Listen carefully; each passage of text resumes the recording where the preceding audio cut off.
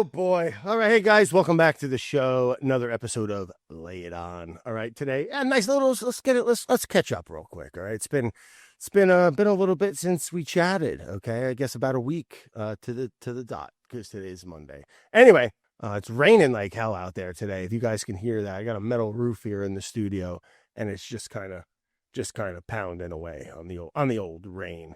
I went and brought the kids fishing with my buddy Kyle. He's got a son, too, the same age as Griffin, I think. What is that, about 9? We went fishing for tog, blackfish, tautog. A really awesome fish up here in the Northeast. Bottom fishing, lives in the rocks. Delicious. I've always gone spear fishing for him. I've never actually caught one before. I've probably shot 100 of them. Maybe not 100, okay? All right? If you're the game warden listening, all right, I haven't been doing it that long. Even if I shot one every day for both seasons, I don't know. I keep it legit, okay? I got my limits. I got my sizes. I'm legit. Riding clean. Anyway, went fishing for him with my buddy. We use green crabs, like those invasive, crazy green crabs are everywhere. You've been hearing about them. They make a lot of chefs been using them for cool culinary purposes, stocks and soups. And yeah, I haven't got around to messing with them yet. It's just a crab, nice little meaty body, small little. They get small, but they also get kind of big. Anyway, you cut them in half. You put them on a jig. Usually I use this little weighted jig. It's just like a fat head, usually like a crab shape or just a whatever. It's a lead weight with a hook. And you put half a green crab on there and you set it down, little tension. And it turns out it's a lot of fun. I really like tog fishing. And you just do little nibbles. And these things come and they eat the crabs. They'll pick at the legs before you. It's a little fun game of trying to get them. I switched it up off the jig and I put a black sea bass rig, like a little high-low. Brad, what's this? Every day. It's like every time. It's like a fishing podcast now. My God. We use a little high-low rig. All right, a little bait on the bottom, bait on the top, weight on the bottom. Okay, and I drop that baby down. Experimental operation. 2 little crabs about 1.5 feet apart. I got them fluttering. Okay, off the bottom. Weights on the bottom. Down here. Wham! Things taking line. The boys are like, let me get it. I said, whoa. All summer, I've been handing you guys the rods. Daddy's never caught a tog on a rod before, and this one seems like a hog, a real pig, a real screamer of a fish. So I said, boys, fuck off. Daddy's catching this one. Pushed them both in the head. Get away from me. And I reeled, not really. I actually let Carolyn reel it in for a little bit, but I didn't want to lose this one. Again, thing came up.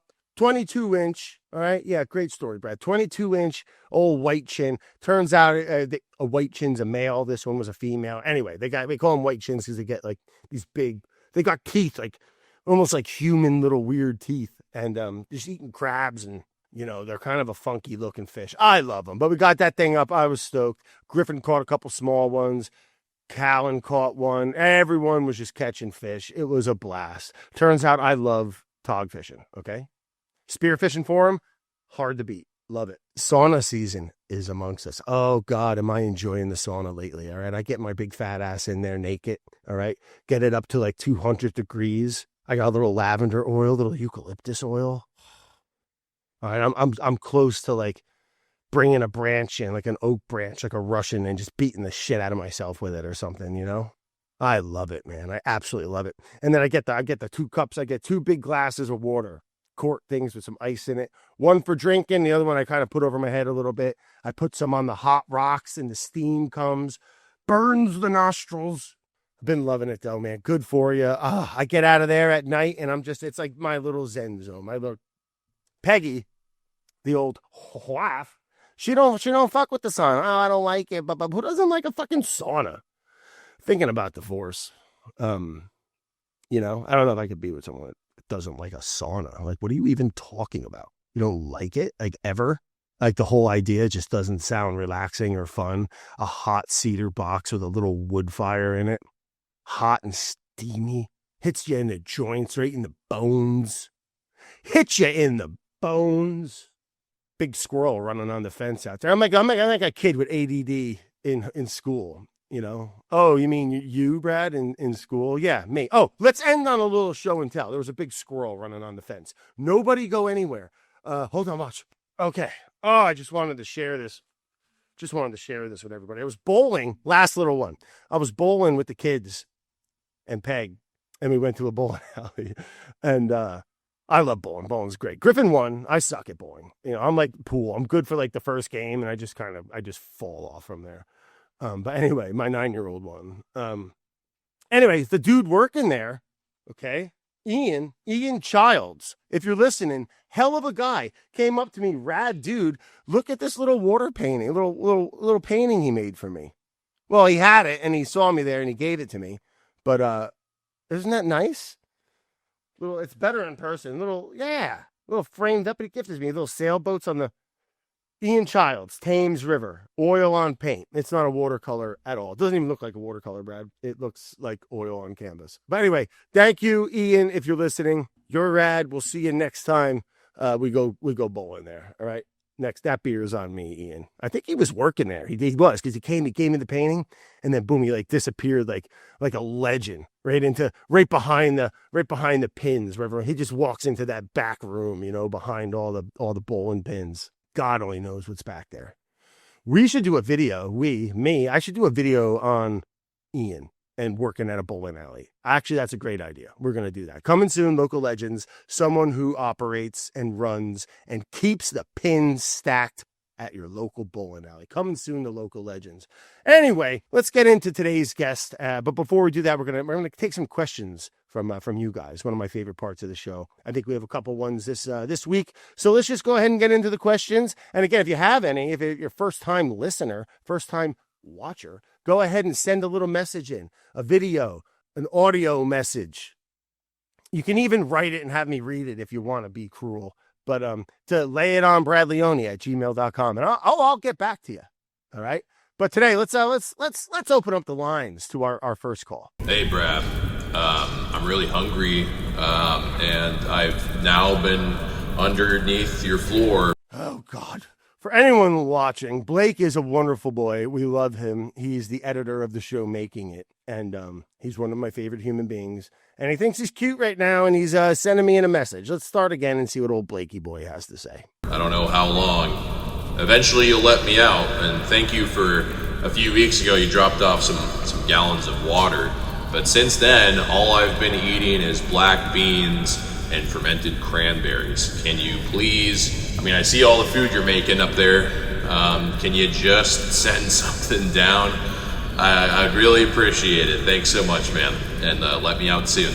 All right. Thanks for calling, Blake. Hey, don't hear you now. All right. I guess those sedatives I put in the cranberry kicked in because you're getting a little loud down there, Blake. Back to editing. Down there complaining. Oh, he's going to get it. He's going to get it this afternoon. Down there complaining. Oh, let me out from the editing dungeon in the basement. Like you didn't sign the contract, Blake. If you go down there, Blake, all right? If you go dying on me down there, Blake, I'm going to be very upset. I'm just joking. This has gone silly long enough. Blake, get out he's in freaking Hawaii. He's in vacation. What are we even talking about, Blake? Get out of here. What am I paying this guy for? No, I'm just kidding, Blake. Love you. Thanks for calling. Next time, call in with a serious question or we're going to block you. Our next guest, guys, let's give it a nice little warm welcome. Maybe you heard of her. Maybe you haven't. All right. But she's got millions of followers. She is a Webby Award winner, Forbes 30 under 30. Okay. James Beard nominee, nicknamed the Lumpia Queen. Nice warm welcome to Abi Marquez.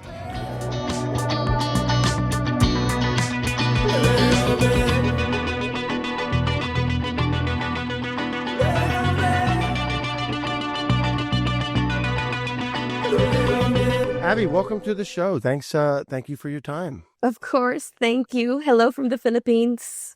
Oh my, what time is it now in the Philippines? It is almost midnight, 11:25 p.m. It is my active hours, so I sleep at 6 a.m., wake up at 2 p.m. But that's changed a little bit because I did fly in from the U.S., but now I'm here in the Philippines. My body clock is for America, so this is pretty normal to me. Oh my God. So wait, let's back up real quick. You just mentioned you were nocturnal. Is that what you were saying? I am. You go to sleep at 6 a.m. and wake. Is that like an everyday thing? Yeah, unfortunately. I've been like that since maybe 12 years old. It's really the time where my creative juices just flow and I think most of my content was produced during these hours where everybody's kind of like asleep and nobody's breathing around me. I like that kind of environment. Yeah, no, I get that. I mean, I think that's I feel like that it's either, A or Z for a lot of people, but I think I think it is a common thing for people to be a little more creative and excited in that mental space in the later hours at night. I'm going to botch this, but I do believe there's even some studies around to why people tend to be a little bit more creative at night. Has something to do, I believe, with like a chemical released in your brain that usually like stimulates like sleeping, and like your body is like tuned into that. And it just like some people just get really like musicians, whatever the creative outlet is, painting, cooking. I've heard that from a lot of folks where they just like the juices are just flowing at night. I'm like the opposite kind of. I'm like more like in the morning is like my kind of peak time. I'm like a little bit wired more like a 1920s farmer. Like I want to wake up early, go to bed kind of early. But that being said, I do know what you're talking about. Like when I'm in that mood and like something does and I'm not tired or whatever, and like I got kids and they go to bed, if I'm not exhausted, like sometimes that spark is there. If you're like, I get that. And I think I'd say what interests me is that you've been that way since you were 12, you said around that. Yeah, and my mother is not a fan. No, she must have loved that. Until now they call it out and they say it's not healthy. I think I have read what you said, that there's some release of energy, and then I also read that it's supposed to be the energy that your body uses to recover and kind of like get rid of the junk that your body accumulated throughout the day.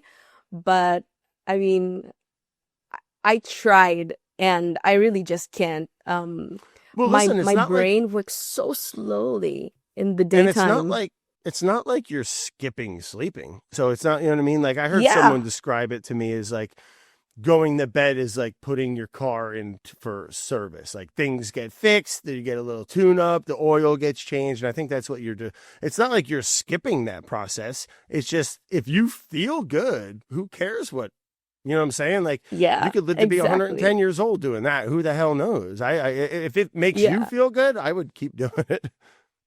Yeah, I also told this to my therapist, right? And she told me that as long as I wake up energized, that's fine. That's it. I agree. But it definitely is a different. So when I fly into the U.S.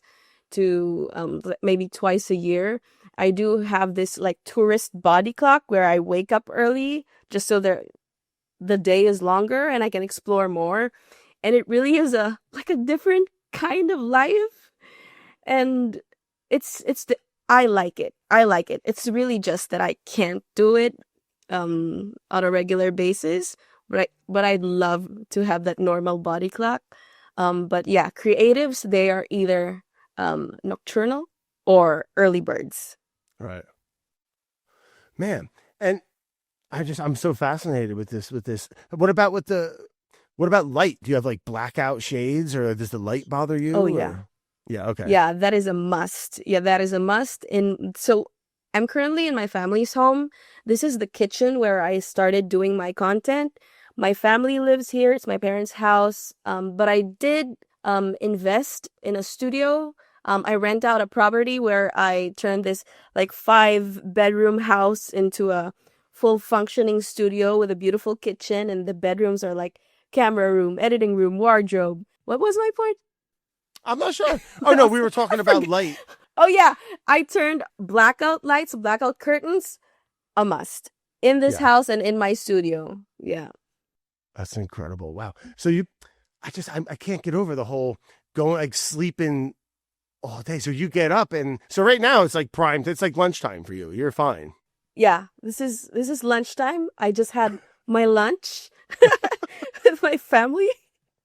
What was lunch? Our lunch was, my mother made fried chicken, and then I did some homemade gravy and homemade crab and corn soup for everyone. Then we had some leftover mung bean soup from their actual lunch, which was my breakfast. Yeah. So in the Filipino household, that's sort of the cuisine that we have every day. A lot of chicken and mung beans, vegetables, and then actually the soups. We use a lot of like canned goods as well because they preserve well. They're on the shelves ready to use. Yeah, but a lot of the vegetables here, they can be quite expensive as well. So we rely on some fresh and then some frozen and preserves. Yeah, so we're a family of six, and right now I'm really happy because I'm in my family's home. I've been in the US and we flew in from Portugal as well for like a month, and coming back home here and tasting and eating my mother's cooking after such a long time, I was quite emotional. And I think this is the first time in a while where the six of us as a family dined in together. And it's just the typhoon just got out of the Philippines. We call it Typhoon Uwan. And that's the reason why also I'm here. After securing my team and my studio to prepare for the typhoon, I'm here to help my family prepare for the typhoon. It's gone now, we're safe. And the brighter side of things is we're all together. Well, that's a beautiful thing. You said it's been a while since you all sat down together. Yeah, it is. It Pretty close really family, hits different. though. Your mother's cooking. Yeah. And that's also, I think, how I started getting into cooking, and also what the type of cooking that I do. It's always for a family serving. Like I would collaborate with these creators who cook for themselves. And they would always get kind of surprised why I would cook 2 kilograms of chicken or fish. And it's just really that how I cook. I always cook to share. And the type of food that I make is what we usually would have at home. So it's comfort food, it's Filipino ingredients, and then just a little bit of influence from the media that I consumed growing up, which would be a lot of Food Network, Alton Brown, Ina Garden stuff. Yeah, that's where it all came from. Yeah, Alton Brown, he was one, growing up, that was one, I thought, to this day, I think is one of the best food shows. What was it, Good Eats, or what's it called? Good Eats, Good Eats. He was so good. You learned so much, and he's so creative, too. He was a real, for me, he was a real trailblazer in the world of culinary educational food program, where you're like, man, he was like quirky and like, but you learn stuff, and like he was a good cook, and he broke down the science, and like he got creative with camera angles. Remember, he had like the fridge cam, or he'd go in there and like grab an ingredient, and, microwave cam. Yeah, the microwave cam. Oh, that's great. I kind of had similar inspiration there. Yeah, he made food science easy to understand, and I feel like I also pick that up when I do my food content. My intention is really encourage people to cook more by kind of making cooking look fun and way friendlier than people think it is. Aren't you? Isn't that crazy how many people are, I don't want to say scared, but like overwhelmed by cooking? Mm-hmm. And it's such a, and like, listen, I'm not the best cook. I'm not by any freaking means. I think it's a weird thing to even say that in a sentence, right? Like the best, like that's a weird thing to say, but like, I guess, and people, my wife will always be like, well, it just comes natural to you. I'm like, well, I guess, but I also just been like, you could say that to someone who's really good at soccer, but it's probably also because they've been playing their whole life. You know what I mean? Like, yeah, it's just one of those things where, I've screwed, I'm sure you too, anyone has screwed a lot of good food up, but you learn, and you know what I mean? It's just like playing a guitar or a sport. Like, you just got to do it a lot. And like, to say that you don't care or you don't have time, it's so infuriating, because it's such a part of being a human, and it's such an important thing. And I guess maybe just speaking for myself, but like, how many memories do you have as a kid of like, whether it was your mom or your dad? It was mostly my mom, but my dad too. I was fortunate both my parents cooked, but like food core memories as like a child. Memories. Yeah, I had a lot. I had both of me cooking alone, and those really vivid memories of my first fried chicken ever, or me messing with like adding peanuts to my sandwich instead of peanut butter.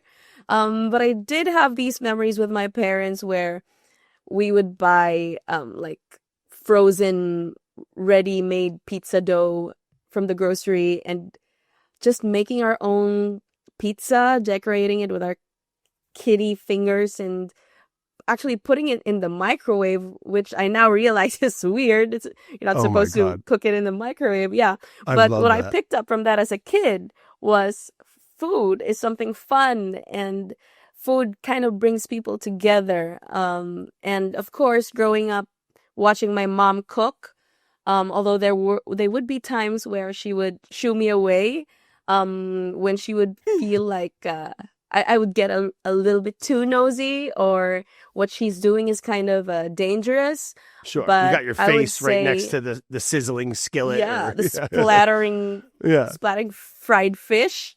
But yeah, I think those memories plus how they allowed me to be in the kitchen, because I know a lot of parents would be really like scared to have their kids present in the kitchen, because I admit there are a lot of hazards. Sure. But being allowed simply to just stay here while they're doing something, that's one of the things that really helped me develop my passion for cooking. And not just cooking, core memory of like sharing. So in the Philippines, we have this thing called like batang, like, no, what do you call this? Just street games. And you would have kababata or playmates while you were young. And I remember taking my school snacks, the snacks that we buy in bulk that were for school, taking that out and just sharing it with my playmates while we mess around with like fireworks and dangerous stuff, and just sharing it with them, and my mother chasing me down to the street and saying, "That's for school. Like, why would you bring that out? Yeah, that's for your school." But yeah, it was fun, and I think it's also like a foreshadowing, right, of how I would express my, I guess, love for people through food. Yeah, a lot of foreshadowing when I was a kid. Do you have core memories of food? Yeah, I mean, sure. It was like, I guess one that I've talked about often is just like my mom making like tomato sauce, like a big pot of like gravy, marinara sauce with like meatballs in it. She would fry the meatballs separately in olive oil and then slow cook them and braise them all day. A big pot. She'd do it in these big batches, and she would like freeze some, so we had it for different dinners and stuff. But having that just kind of simmering on the stove, and then like sneaking in every now and then, and like taking a meatball, and then like I would hear her yelling, and I'd run out the door or something, like sauce on my face, just steam coming out of my mouth still. But like having, and like you don't really, I guess you do realize it, but you don't really care or think about it. But like, sure, it's awesome and the food's delicious, but there's something deeper to it. It's like there's something really, like as a kid and like coming home, and this is going to get a little dark maybe, but like there's a lot of people that don't have a loving, warm home to come to. And like, when you come home to have a house that's warm and smelling of food and like, you know what I mean? Like that security and that love, like, sure, food's part of it, right? And it's always there. It's like, everyone needs it no matter where you are, and every culture seems to definitely have it, right? But like, I think it's a deeper thing than just like, oh, the meatballs were so good. It was having a family, and like my parents didn't have a lot of money, but we every night, and this was mandatory. Like this wasn't an option. Every night we would have like a cook, and that's like every now and then we'd get pizza, but like they would make dinner, and we had to sit down, and this was before like cell phones or whatever. But like we didn't watch TV. We like sat there and like talked and ate dinner, and it's huge, and like it's how important that is. I think was really this instilled in me, and then just being exposed to cooking and and starting to, like you said, just starting to experiment a bit on my own. And I think I just always really liked eating, And then I always like, well, turns out this food thing is like, it's an everyday thing. So like, I just got into Yeah. it, you know? Yeah. And yeah, I think that's also one of the things that I admire with the Filipino culture, because that a thing where you just all gather into the table and eat, and like cell phones are not allowed, TV should be turned off, and all the distractions should be off. We call that thing salo-salo. It means sharing food together. And that's been pretty consistent even until now. Like, my father would get mad if one of the siblings are missing. If they would be asleep, we have to wake them up, because we really value the table being complete with all the family members, which I realized that that's not the case in all other cultures, because I also like my alone time. So like whenever I eat, for example, in Japan, I love how they have setups where you could just eat alone. I also, I love those type of settings. But Filipino culture, definitely, always big batches of food and sharing. Yeah. Love that. No, I'm with you on super that. love But that. I'm also with you on like, you know, and there's nothing better every now and then just like eating by yourself, right? Going to a Oh, restaurant yeah. by yourself. I love it. Yeah. Yeah. So I have no let's, problem eating alone. no, oh my God, I enjoy it. People, you know, like, and you always hear, oh, I feel bad. They got a person eating by himself. I'm like, no, that person might Yeah. be in heaven right now. Yeah. Yeah. Especially like Like, a don't you good, get like a, scared somebody could just take a TikTok of you and put oh, I sad don't care. song on That top sounds great. over Yeah. it? With the big smile on my face, you know, yeah, go ahead. But, you know, and one of my favorite, you mentioned Japanese, right? But like one of my favorite Mhm. ways to eat alone is like go do like a omakase or like a Japanese restaurant, or Oh, even yeah. like a ramen Hmm. spot or something. Oh, My big yeah. go to eat alone lately has been Vietnamese food, just like pho in particular. I'm a big soup guy, and like everywhere I go, maybe I gotta start looking into some more Filipino food. But it's always like, where can I go get like? Where I always research like the best pho around. Big Pho. soup You guy. know, there's not a lot of like Vietnamese food in the Philippines. Japanese food is a big thing. Like, if you ask Really? Filipinos, maybe like 80% of the time they would say their favorite cuisine would be Japanese, hand on hand with Filipino or next to Filipino. It's just Interesting. so close to the Is there a flavors. population of Japanese in the Philippines? There is, especially in the tech areas, but I feel like it's from, well, maybe some of it is from history, because we were actually occupied by the Japanese for a very short time. But I think it's also because of the flavors. Japanese food is very easy to like. We Right. shared a similar pantry, like soy sauce, vinegar, sugar, a lot of rice and Mm. meat. So yeah, we love our Japanese food. And I also like my soups. Yeah. I love Ichiran. Have you gone to Ichiran? Where it's like you get your own booth, Mm. and there's a curtain in front of you, and the chef just gives you your ramen through the curtain, and you're just there eating your ramen alone with your unlimited condiments. And you It's just one of the stare at the best curtain, or can you ramen. see past it? You just Yeah, okay. yeah, you stare at the curtain. And the It's food's on point. amazing. Yeah. The food So is I on would point. eat. It's the only ramen bowl that I can finish entirely. Whoa. Is it a chain or is it one So spot? Is I there a think it's bunch a of them or? chain. I think there are branches in other countries as well, but yeah, you stare at the curtain. The food is amazing. Everyone's enjoying their super nice ramen in the cold. It's nice. You That should try sounds, that, please. yeah, that sounds great. Soup for breakfast, underrated in my opinion. Oh, Like a soup for breakfast soup. breakfast. Yeah. In the Philippines, there are so many breakfast soups. Like, if you go outside and grab breakfast, there would be big, like, what do you call this? Pots, like Yeah. huge pots of creamy macaroni soup. We have this thing called arroz caldo, which is like a chicken and rice Yep. soup with chicken or innards. We also have our sweet soups, like chocolate pudding. We top it up with fried fish. Some people will find What? that interesting. Yes, Ooh, little I chocolate. Talk to me a little bit about mhm. that. So it's a chocolate. It's a pudding. You said. Yes, Oh, it's thick. it's rice pudding. Yeah, it's Oh, I thick like that. chocolate I rice love rice pudding. pudding. Yeah, we top it off with fried salty fish and any form of milk. So powdered, evaporated, condensed. Yeah, a lot of Filipinos don't eat that chocolate rice pudding. It's called champorado with fish. But it really makes sense. I think you should try it Sounds once.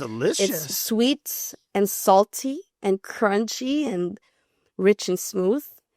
That It makes sounds sense so culinary good. wise. You don't have to sell it to me. I'm on board. I would eat that right now.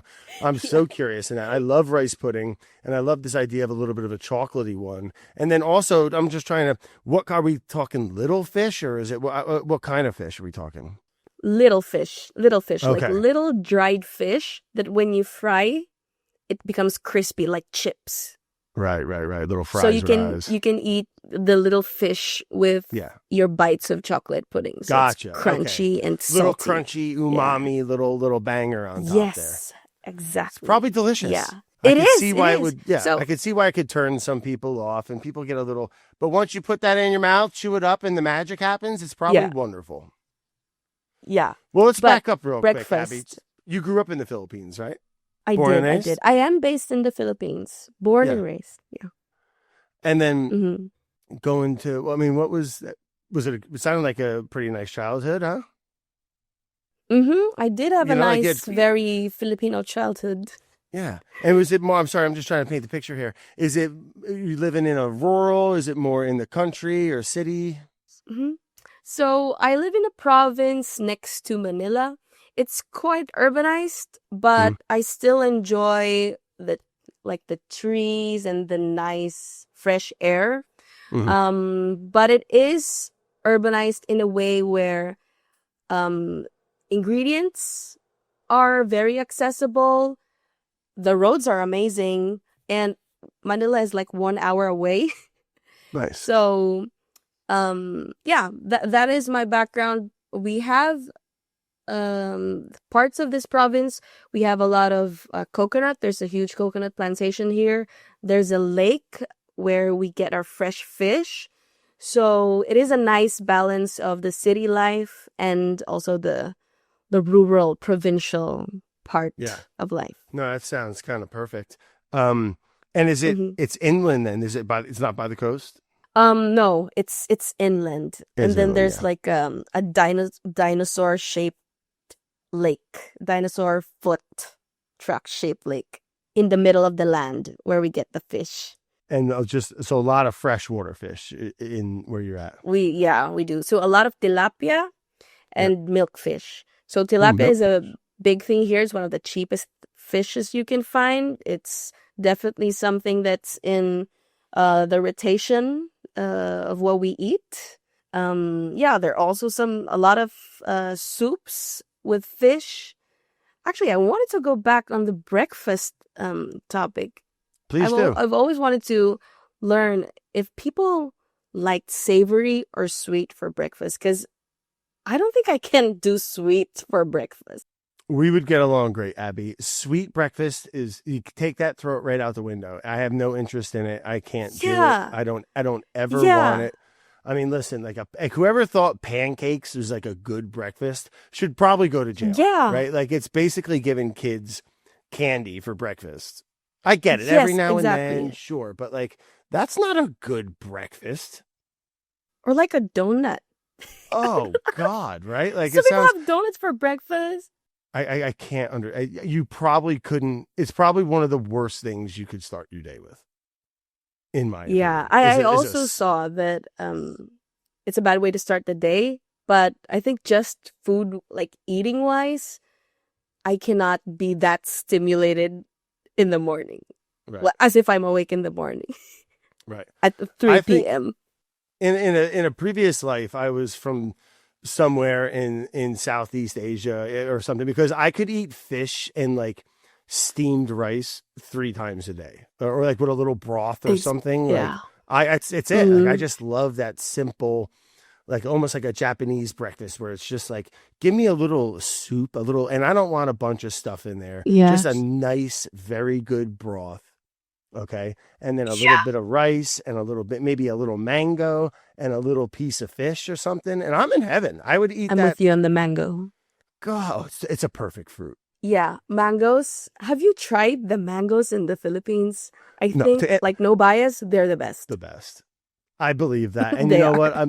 That's the one thing I hate about where I live, and I'm just jealous of other places, because I love gardening and growing things, and I'm pretty decent at it. But like, I would love if I could like grow a mango or citrus or something. Like, oh my God. Grow And like a a mango mango. or Oh a good my. papaya. But like, to your point with those mangoes, like, sure, have I had one from the Philippines? Probably. But you know what? It was probably picked prematurely, shipped in a shipping container, sat in a Yeah. supermarket somewhere, and it's kind of garbage, right? But like, the best one I ever had was, where the heck? No, that was a papaya.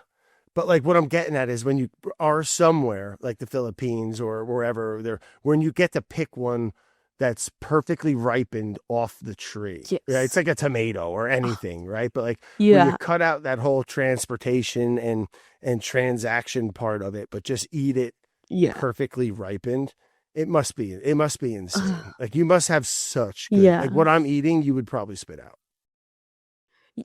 Yeah.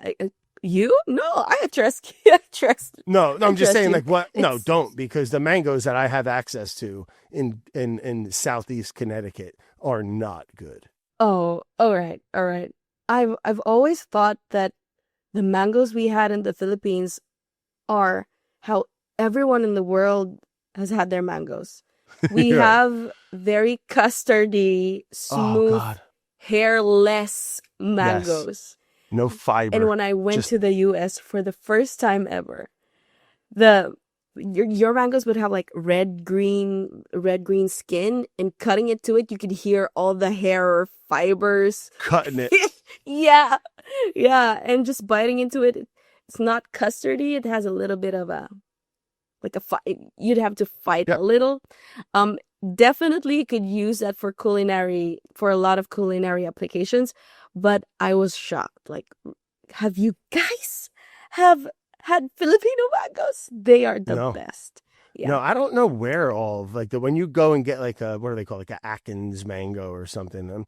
I don't know where they're all coming from, but like, I think a lot of them might come from India.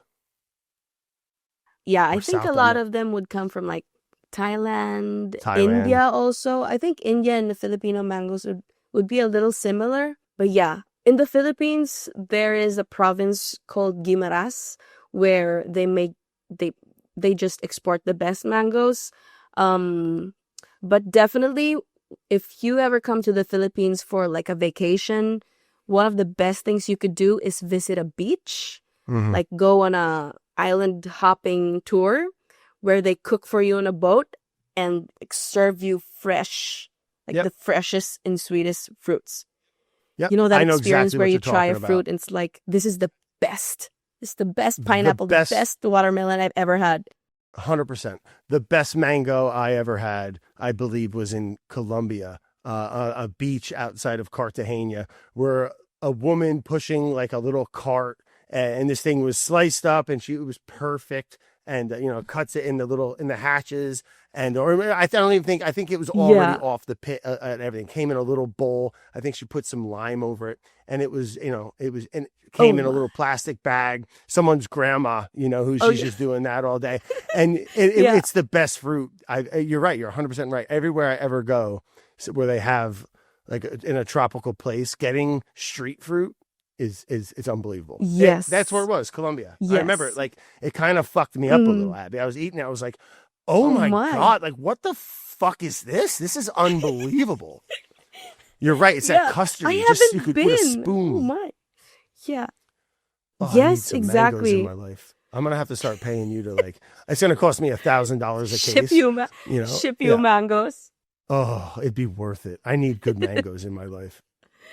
Exactly. So I you grew haven't up in the been to Philippines. Colombia. It sounds like you've always Mhm. loved or got into cooking or was exposed to it, through family and stuff was great.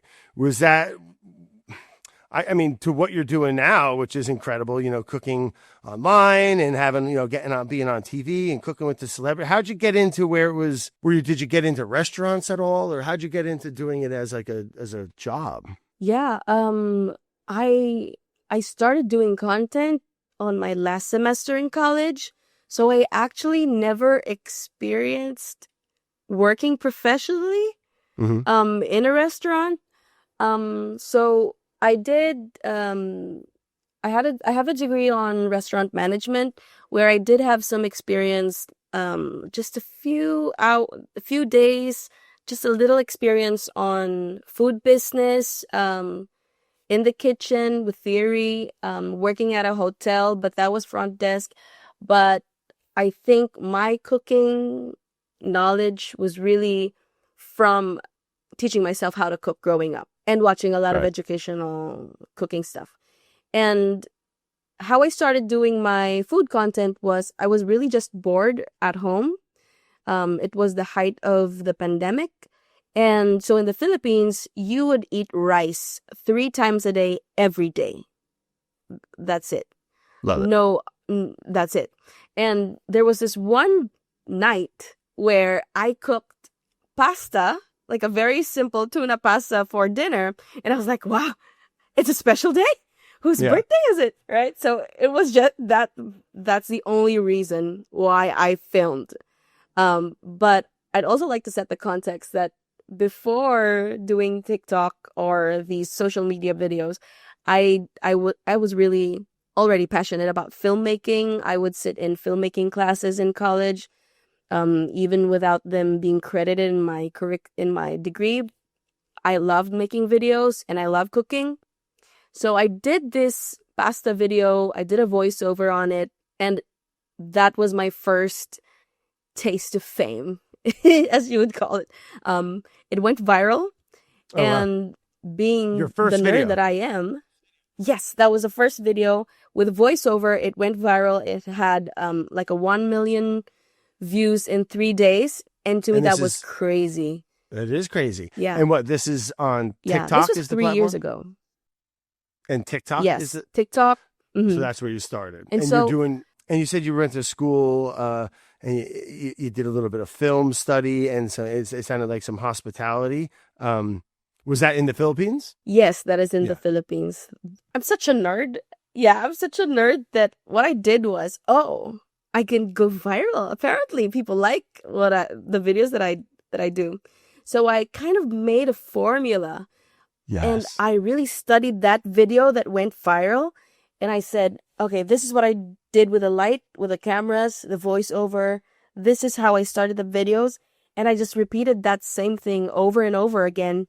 And every time I would post a video, it would go viral. And so smart of you. When before I graduated college, which was 6 months after starting, I already earned the amount of monies that I could not imagine I could earn from working a 9 to 5. And so to me, it was an easy decision. I just did full time. I just Let's double down on that formula stat. Abby. Yeah. Yes, exactly. But I also want to say that formula would sometimes fail me. And even until now, it is an ongoing evolution, and just really working on what people like, finding out what they like and what will keep your content fresh.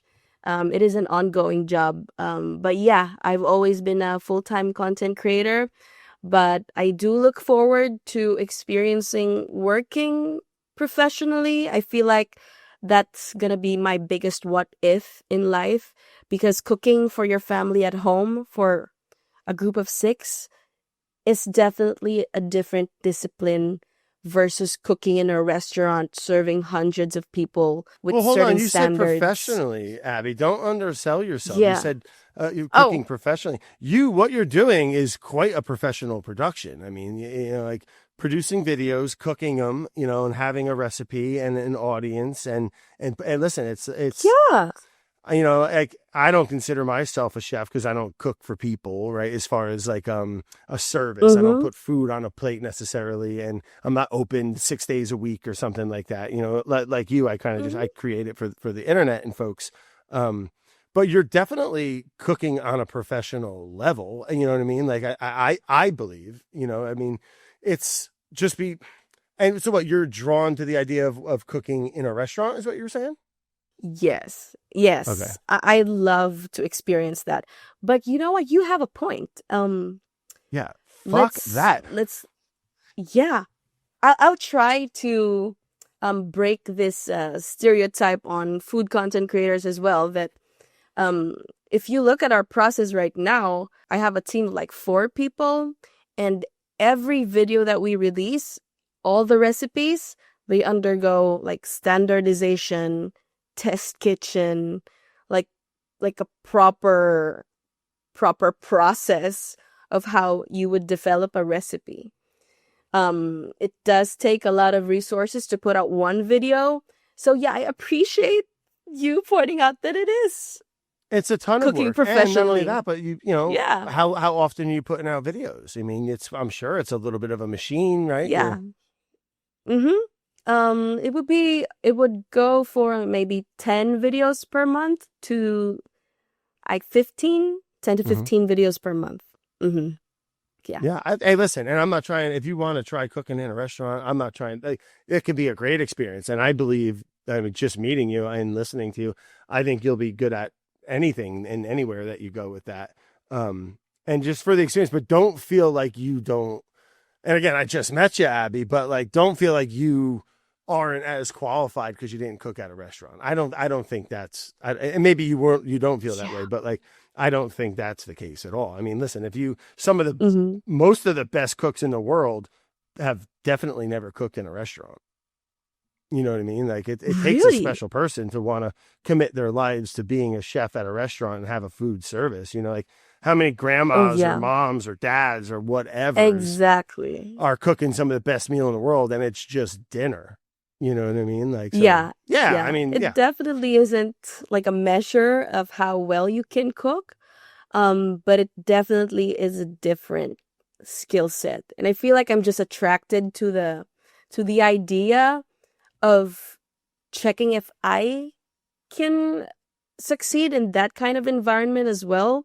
I'm really the type of person, by the way, I really appreciate you saying that I'll do well in anything that I'll put I would hire you in a heartbeat, myself Abby. into. If I had a Really? restaurant, I As would like definitely hire a you. personality hire. Yep, you're hired. And yeah, Yeah. no, well, you're welcome. And yeah, no, what were you saying? So I was saying that that is the type of person that I am. Wherever I am or whatever I do, I love to put like 110% always. And Right. this is also to answer the question of a lot of people asking if I want to do my own restaurant.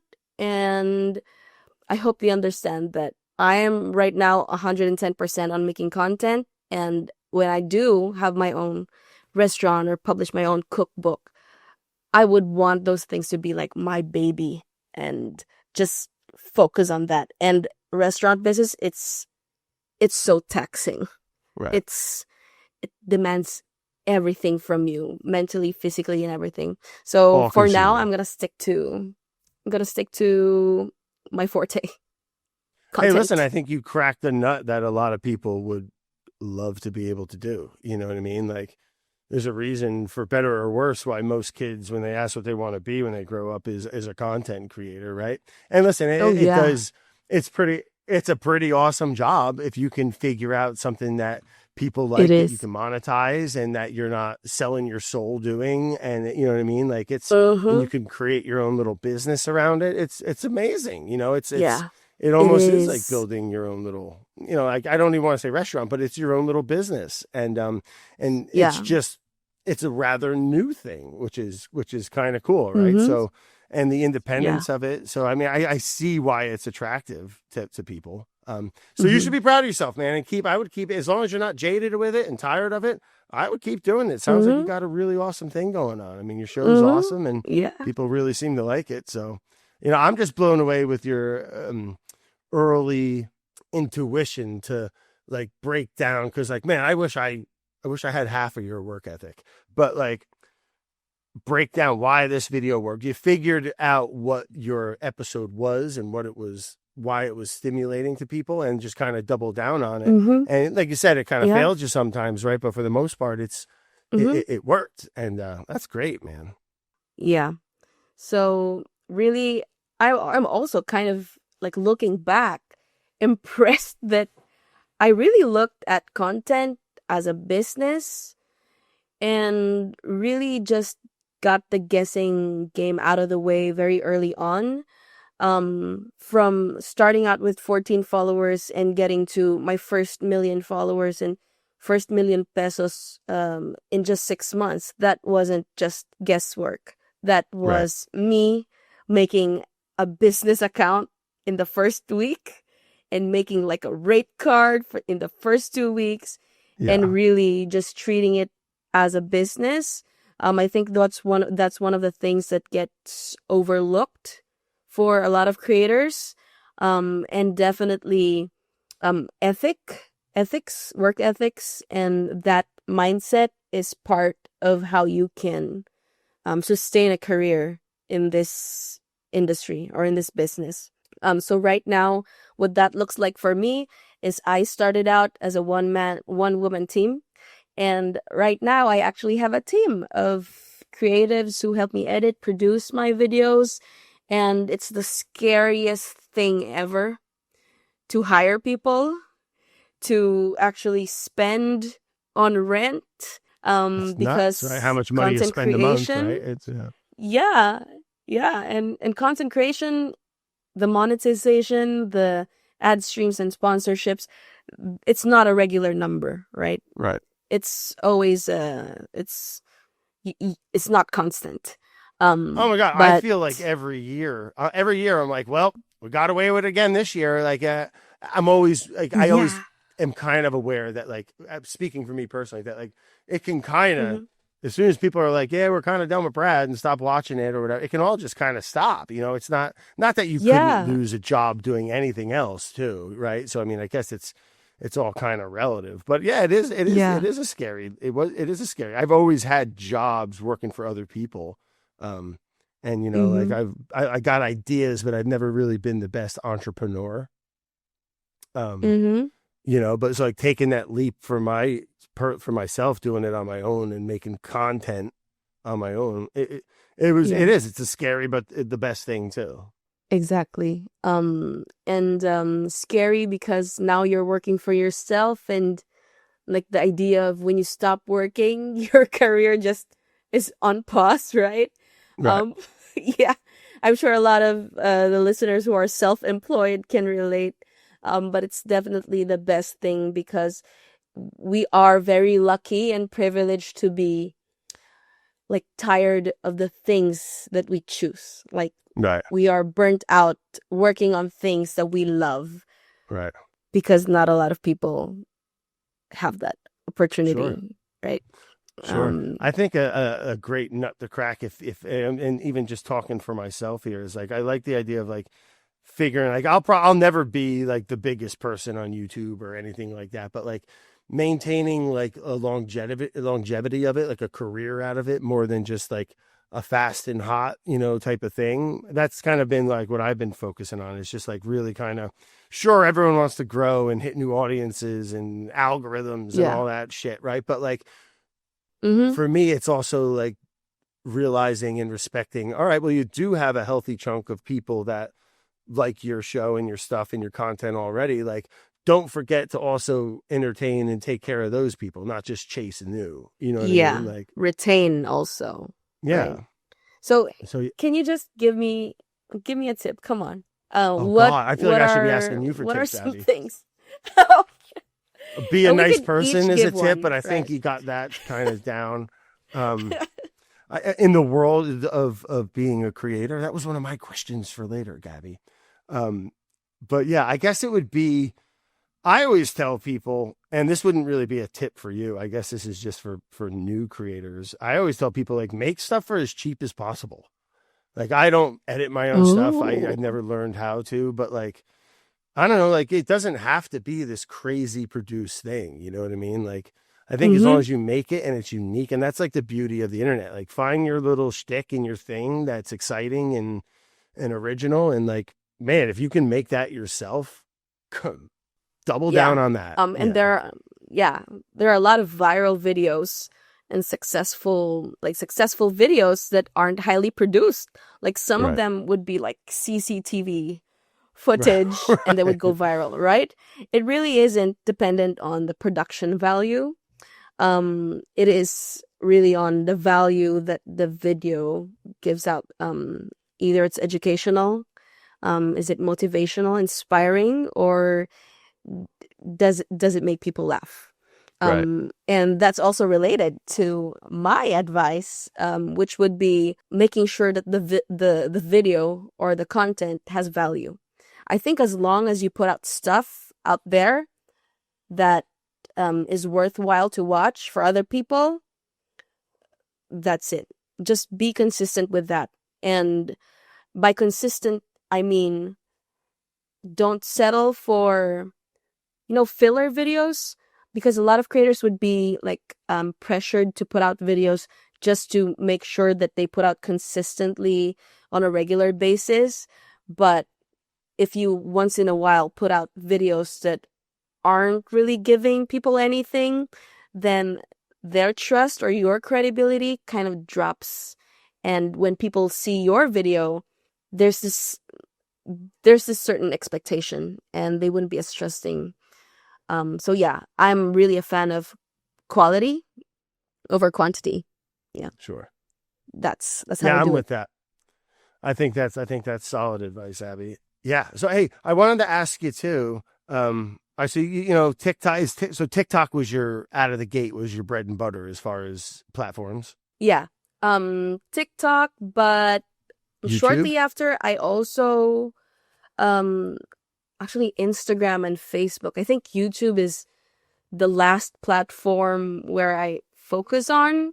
I feel like YouTube is just another platform where I just cross post, and it just thankfully grows on its own. But TikTok and Instagram definitely for so in the Philippines, brands or like companies like to be on TikTok and Instagram, so they pay creators to do that more. So sponsorships and endorsements would be there. Facebook is where I focus on monetization. YouTube, I do get some, but it's not on the top of my list. Interesting. So Facebook being monetized. So is it kind of like, does like Meta pay you, or is it like a through like sponsorships through that, is like through other with brands and stuff? Like I guess I don't like. So Meta pays you. Yeah. So sponsorships or brand endorsements would be on all platforms, including Facebook. But when I say monetization, or what do you call it? Ad streams, revenue. Yeah. Ad revenue. Yep. Yeah. Meta pays me. That's on Facebook. I do have that. Yeah. And I think it's because Filipinos, everyone has Facebook. And I feel like forget the that. whole It's like the biggest social media platform still.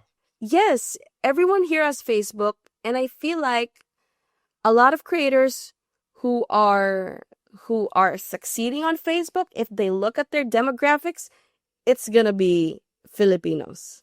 Oh, really? So yeah, interesting. And I'm so confident with that idea that actually when I post on Facebook, I speak Filipino. Like the same caption would be translated to English for Instagram and TikTok, because my demographic for the other platforms would really be 50-50 international Filipino, but Facebook is 100% Filipino.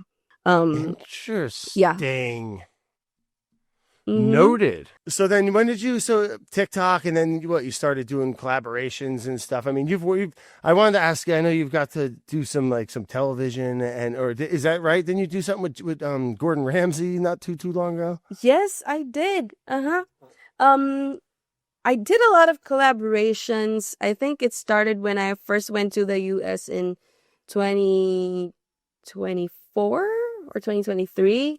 I flew in to receive a Webby Award in New York, and because it's so rare for me to be out of Asia, that was the first time, and I didn't think that I would be coming back. It's so funny. Like, I came in with 2 large luggages, and I came home with 6, and one of the luggages just filled with Trader Joe's stuff. Because I really thought that this is going to be the last time I'm going to be in the US. Right. So I really made it count. Part of making it count was really meeting all of the creators that I watched. I flew to different states just to collaborate with them. And I did that kind of collaboration series with Chef Rush, Uncle Roger, Sawiri, and it became a thing. Like, I collaborate with food creators. So when we came back to the Philippines and Gordon Ramsay was opening his restaurant, I did a in the Philippines video. He was opening? Yeah, he opened up a restaurant in the Philippines. It was actually there for a while, but I think he was coming in to kind of help it, to help to promote it. And what I did was I ate at the restaurant, kind of studied how they would do their crab cakes, and made a video about crab cakes in lumpia wrappers or spring rolls, because that's one of my most successful series, making everything into lumpia or spring rolls. The queen of them, I heard. Yeah, Lumpia Queen, they call me. I did a crab cake lumpia and got noticed, and we got invited for a collab. It's definitely one of maybe the best collabs, the best things that ever happened to me.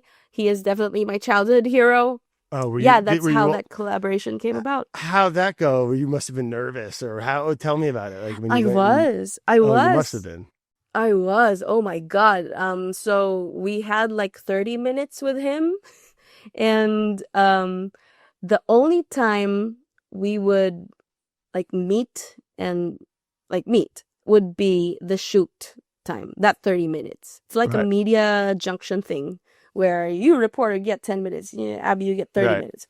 And so approaching the date of the event, I was really busy making a team, because I want this shoot to be really smooth and seamless. Yeah. I wanted it to be a pit stop where, like, okay, Gordon is here. Everybody knows what they're going to do, and I'm just focused on the food. So the week approaching the shoot date, I was just continuously testing out this beef Wellington lumpia or beef Wellington spring roll that I was going to serve him, and just constantly bugging my producer. Does our videographer know how to do this? Are we prepared for this? This. Like, overthinking to the max. And I kind of nailed the beef Wellington lumpia on the first test kitchen, and then I just practiced making it over and over again. And then the day of the filming, we went to his restaurant. It was closed, and I fried the lumpia that was supposed to be served to him in their kitchen, where his executive chefs and all the top head chefs were there, and they kind of tried the lumpia that I was gonna serve him, and I got the initial approval that, oh, this is gonna be fine. So that really helped calm me down. And so when they said Gordon's ready for filming, our team was super ready. I served him the lumpia, and I was so nervous because I don't think, even though he's trained for entertainment, right? For the TV and everything, I'm pretty sure he will not pretend to like something if he doesn't like it. Sure. I'm pretty sure he's not gonna lie. I don't think he's gonna fake if this it, is bad, he's gonna spit this out, and oh my God, So I made him taste the lumpia, And he I was would have like, punched he put him, it down. Abby. If he made you cry, I would have punched him. He put the lumpia down with all the cameras pointing at us, and he said, "I'm sorry, I don't like it." He said, "Oh, yeah." No. And then he says, "I love it." Oh, Oh thank my God. That Jesus. dog had me going. I was like, am I going to have to pick a fight with Gordon Ramsay now? Yeah. Oh my God. My thoughts when he said, "I don't like it," putting the lumpia down, I was like, Punched in the okay, stomach. it's fine. It's fine. Guys, let's just like turn off the cameras. Let's just go. We're done. done. Yeah. We're done. Okay. I really believe he's such a good host, you know. I think one of the top reasons why I love him is not just because he perfected his cooking skills before TV, but also his hosting. Like, Right. man, he really got me in the first half there, right there. Oh my God, that must have felt like he getting loved punched. it. Yeah, and even after filming, he kept eating the lumpia. So I was really happy on cloud nine.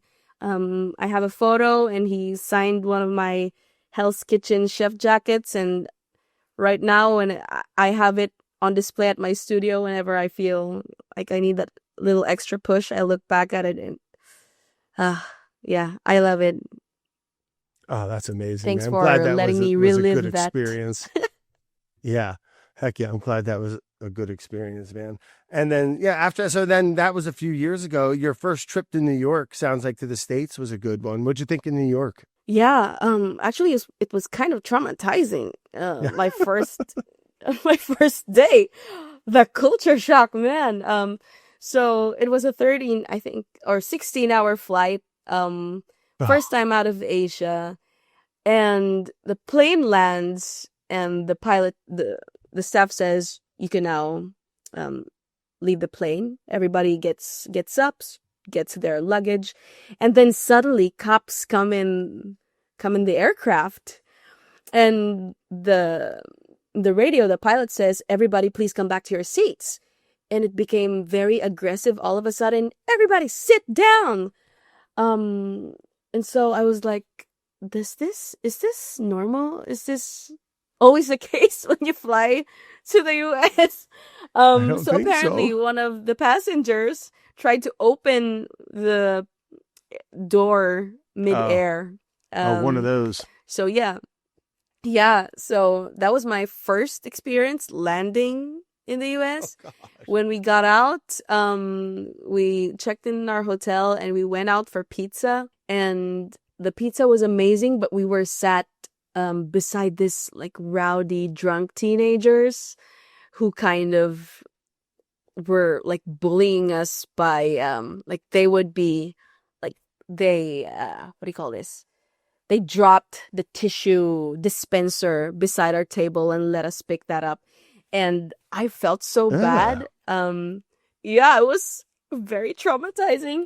And I came home, called my parents, and I was like, "I don't want to be here. I want to go home. This place sucks. This is so scary. This place sucks. It's so scary." But I grew to love it. When I'm there, just a few days, I would leave super motivated, and the hustle, it just inspires you, but it really is a different energy. On the same trip, we went to LA, and it's just night and day. Like, right. LA is so chill. Everything is so far apart. A lot of drives involved. Mm-hmm. Whereas in New York, it's always, it's fast paced. Everyone is moving. You're walking. Everything is within reach. And also very expensive.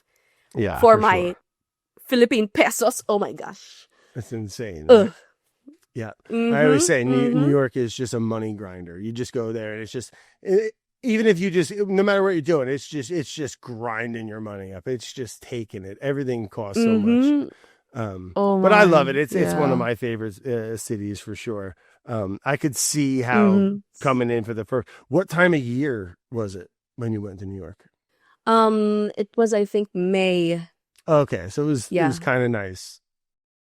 Yeah. It was Okay, I'm nice. glad your It first was a experience wasn't like mm-hmm.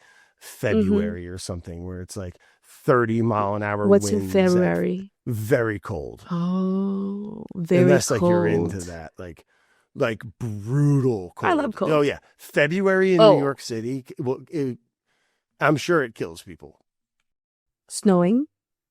You know what? It's not a ton of snow anymore. It's more just like the cold and the wind. You know, you're out on that island, depending on which way the wind's going, it just rips through the streets and like it can hit you down to your soul. You know what I mean? Like it's winters in New York are tough. Yeah. Oh my God. That sounds scary. I look forward Well, to it's it though. I just like a challenge. I believe that. No, I'm with you though. LA's got its own cool vibe and charm. California is cool. I could see it, and it's California warmer. is It's probably a cool. little more similar to home in a way, maybe. Or Yes. Yes, it okay, is. And also it gets really hot, but we're yeah, used to hot. But in the Philippines, you definitely cannot survive wearing a jacket. I love how LA is like you can wear a tank, you can wear a jacket, and you wouldn't right, sweat. Everything is okay. It's like the perfect weather. yeah. Yeah, LA we sucks like also that, just right? came from LA. It's fun because it was approaching Halloween season. I really looked forward to experiencing Halloween. We went to see Halloween houses. Oh, But yeah, we if had to you come back. Mm-hmm. if you ever Yes, want the yes. real Halloween experience, in my very biased personal opinion, you got to get out of that Yes. lovely mono temperature California. Is it Halloween? Is it Mm-hmm. Christmas? Is it summertime? I don't know. It's Los Angeles. But you come out to New Uh-huh. England, all right, you got all the leaves turn New all the England. colors, you got a sweatshirt on. Oh, That's Halloween. I like don't know about that West textbook Coast Halloween. maple orange leaves. Yep, yellow, red. It feels like you're on LSD because of how colorful it is. It's really What? pretty awesome. Oh People my travel all over gosh. the world for New England Really? autumn. Oh yeah, it's a Really? thing, Abby. Yep, you're gonna want to Okay, Google image that. I'll take note of that. Looks like Mm-hmm. fruity It was pebbles so all fun. throughout the forest. Fruity pebbles? Oh, it's a Oh my horrible God. cereal from my childhood. Yeah, I don't know if it made it to the Philippines. Are you familiar Breakfast. with fruity pebbles? Oh yeah, yeah, yeah, Oh, yeah. okay. But I yeah, for snacking, but Horrible. I mean sweet breakfast. Ugh. Full I was circle. not Full allowed it as circle a child. moment. My parents wouldn't Oh buy sweet really? cereals like that. I don't for my kids either, really. A little Oh. bit here and there, as a little treat, but like, Yeah. yeah, the hell with a sweet Mm-hmm. breakfast. Mm-hmm. So, what do you got going on now, Abby, other than just cranking out your awesome content, man? You mentioned one day Mm-hmm. maybe you wanted to do it. What else you got going on? Yeah, so I also have a TV show in the Philippines. It's an action comedy TV show. It's my first time Let's experiencing go, acting. Abby. Yeah. And I also have a song out. It's also my first ever song. It's a Christmas song duet with Christian Bautista. It's a Stop it. rendition of it's a rendition What of can't you do, uh Abby? What the heck? sorry. So Dropping that's out. We albums, released kept it that real September. quiet the whole interview. Dropping Whew. Christmas songs, and now you're an actress on Mm-hmm. a TV show, and you said, "Well, it's an action comedy." Yeah. Talk to me about it. What's it I called? actually it's called Sanggang Dikit for real. It is an honor to be casted there. It's a series starring one of the biggest superstar celebrities in the Philippines, and they wanted to have they actually wanted me to be there. I think the character was made for me because it's literally a woman You. selling lumpia. It's literally me. And if my name is Abi Marquez, they just changed the name. The character's name is Abi Marquez. They changed just one letter. Oh And my the god. director told me, this character is basically you, but you don't speak English. That's it. But yeah, my taping got stalled for a little bit because I had my foot injury, so I couldn't walk for like 2 months. And I just started walking like last week. Oh god. But that's still going on. Looking forward to taping and showing up there again. We're working on a cookbook as well, but that's in on its earlier Mhm. earlier part of the timelines. But right now, the most exciting thing is this Christmas duet. We're actually on track to shoot a music video, which I'm really excited about. And I love how people, when you're a creator, you start trying new stuff like acting or music. People tell you to kind of like stay in your lane. Like what are you doing? But people have been really supportive. Yeah, so that's the song is called Let Love Be the Gift. It's a duet with Christian Bautista, is very famous singer in the Philippines. He also manages me, part of Nima, my talent management. And we released the song September 1st because Christmas starts in Oh, September here really? in the Philippines. Big holiday in the Yes. Philippines? Very, very big holiday. It's literally September 1. People start decorating their houses. People start going to houses, singing Christmas songs. We call it Love it. caroling. Yes.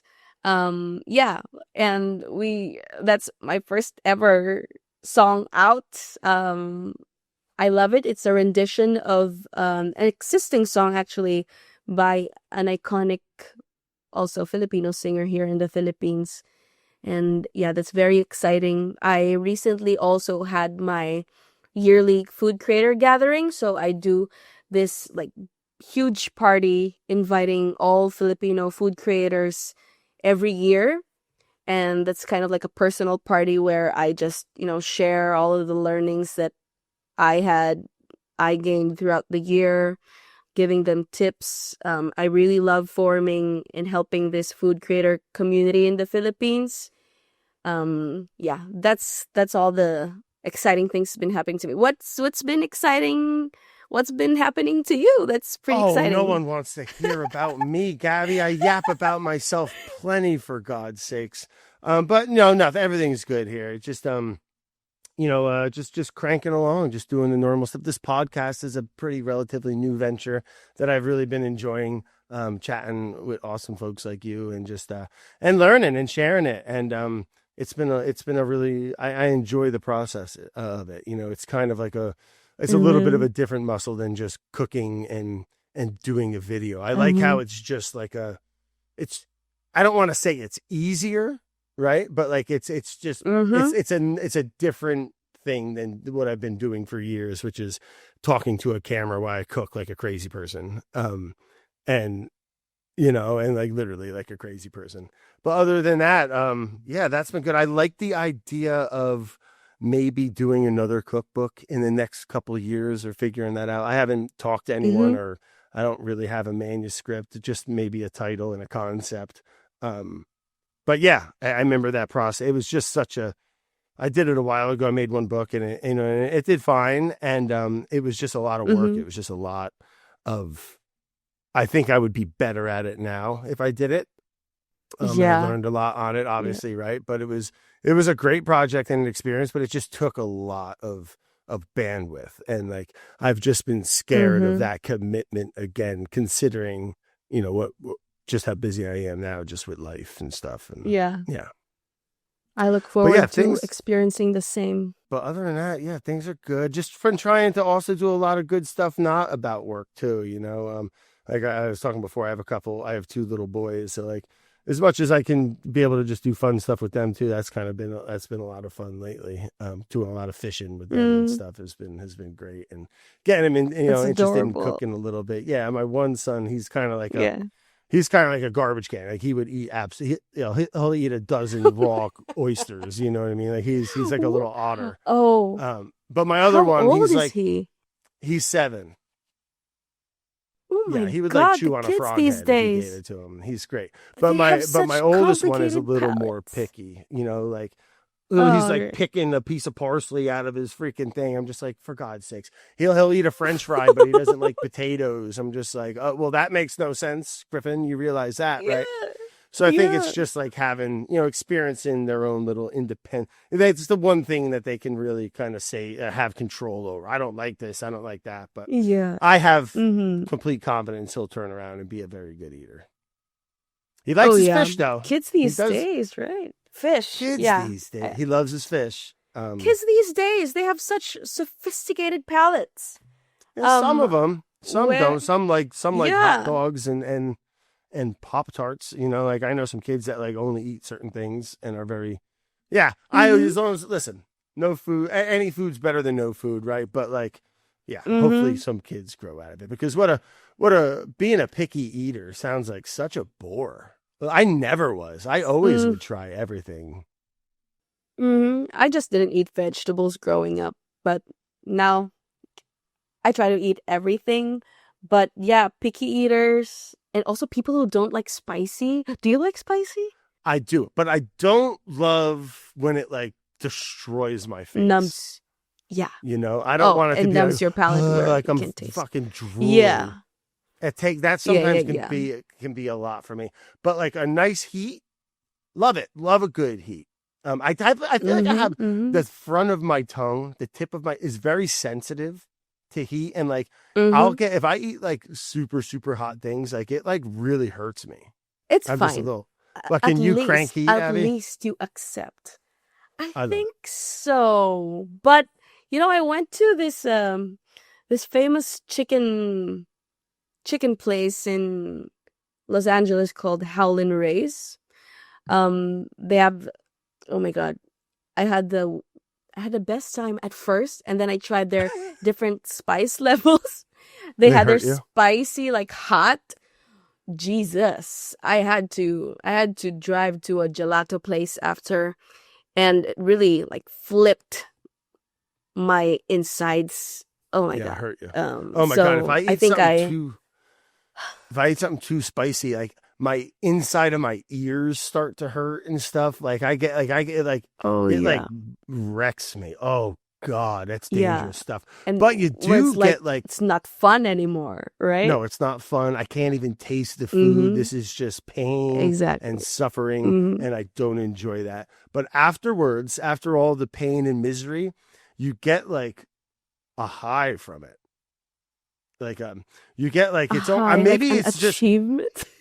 no, like you get like if you eat of me, and I've talked to other people, and some varieties of peppers tend to have a little bit more of effect on it. But you eat something real hot, once all that kind of fades, and like I think maybe it's just because your blood is maybe going or flush or whatever that is happening. But you get like this like high from it. Maybe you just start feeling normal again, and and that's why you feel good because you're not just in misery anymore. That could be it. Yeah, yeah, yeah. Like um, you've gotten over it, but that Howlin' Ray's one, I think it fucked up my stomach until the next day. Oh my they hurt gosh. you. Yeah, that's not food Yeah, anymore. To me, that's just yeah. like But achievement. you did it, man. The high Ha- was, well, I did the spice, this hot one. yes. And it was called what? Howlin' Rays? Howlin' Ray's, yeah. So I'll have to check it out. I love their concept. It's just they focus on one thing and they make it really, really, really good. So it's just a very good fried chicken with their very good spice mix. And they put it in a sandwich. They serve it as a chicken tenders with fries. Amazing. Then the line is always so long. Like they close at 7, but even until 8, the line's still going on. Yeah, Cool. it's I'll have to always check it out. where they would recommend foodies to go. Chicken was good. Spicy. It was Chicken is spicy. good and super spicy. Right. Yeah. Well, Abby, it has been a pleasure chatting with you, and thank you for your time. I know it's like 2 a.m. now, for God's sakes. Which is you're just getting going apparently, which is great. So I don't feel too bad about it. But it was a joy chatting with you. And if you ever make it out to this, if I ever make it to the Philippines, I'm definitely coming and hanging out with you. A and eating Yes, mangoes. please. B. But if you ever find yourself back in New York, I'm pretty close to it. I would love to host you up here if you had any interest. Thank you. That would save me accommodation fees. Yeah, Just of course. kidding. Um, Thank you was so that- much. Also, before I forget, I always have a couple questions I forget to ask that I like to ask. Your favorite Filipino dish that your mom makes? It's called patatim. It's a whole pork knuckle braised in soy sauce and banana blossoms, like the flour. Ooh, she nails It's it. sweet. It's umami. Oh my God. It's Gelatinous-y. sticky with all the collagen, gelatinous. I love it. Yeah. It's probably so good. You mentioned tilapia and milkfish. What the heck is a milkfish? Oh, it's milkfish. I don't know It's how I small? could describe it. No, it could be as big as this, can be as small as this. It's a white fish that has a lot of bones. But it's super flavorful. We cook it as soup. We fry it. In Tagalog, we call it bangus. Yeah. And if some of you, the listeners, want to try it, it's in Filipino grocery stores. It's called bangus. Yeah, I get mine from Seafood City. Cool, amazing. Rice cooker or a no? Rice cooker. I appreciate the traditional way. You have to learn how to use it. Just the pot on stovetop. Right. But come on, modern times, fast-paced life. I'm with you. I like a rice cooker too. Like, what are we talking about? Yeah. Do you have a favorite Filipino restaurant in the United States? Oh, my favorite Filipino restaurant in the United States is Kuya Lord. It's in Melrose. It's the best place to get lechon, or like roasted pork. The chef there, his name is Chef Maynard, and he actually won James Beard Best Chef in California last year. And we've become friends, and totally non-biased opinion, but he makes the best Filipino food out there. A whole roasted pork? That sounds so good. Yes. And they make it so that it's like falling apart tender, but the skin is crackling, crunchy. Right. And it stays crispy, dipped in vinegar. Oh, it sounds great. It is. It I is. eat It is. that It is. right now. All right, last question for you before I let you go. Thank you, Abby. All right, time, gigs up, game's over, Abby. What is your last meal? Oh shoot.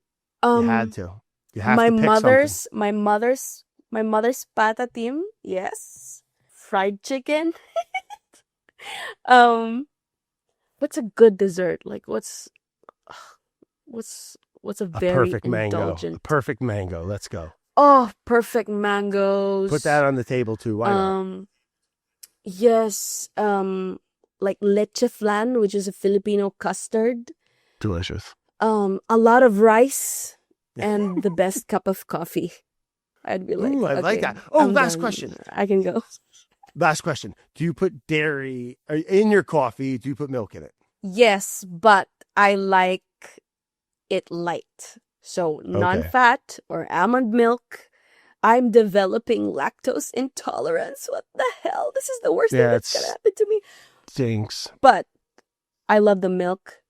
But right now it's not loving me back. So yes, I actually am I'd love to have coffee without milk just because I love less calories, but I'm still trying to get used to it. Also sugar. Yeah. Listen, How about you? I do maple syrup, a little splash of maple syrup, and half and half or light cream. Listen, if we're trying to cut calories, I like just a little bit, not a lot.